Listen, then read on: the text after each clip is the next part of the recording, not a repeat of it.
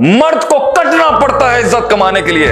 औरत पैदा होती है और प्यार और लव्ड होती है। औरत पैदा होती है, उसे प्यार मिलता है। मर्द को कमबख्त मारे को कट मार के बनाना पड़ता है अपना नाम। उसे स्कूल में भी मारते हैं, उसे कॉलेज में भी मारते हैं, उसे यूनिवर्सिटी में भी मारते हैं, उसे हर जगह मारा जाता है अपना नाम बनाने के लिए।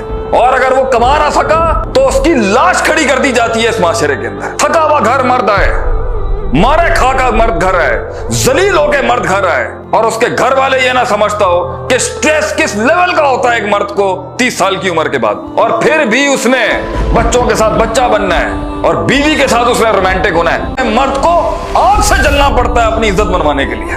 उसको कभी प्यार नहीं मिलेगा, उसे कभी एक्नॉलेजमेंट नहीं मिलेगी और उसे कभी अप्रिसिएशन नहीं मिलेगी।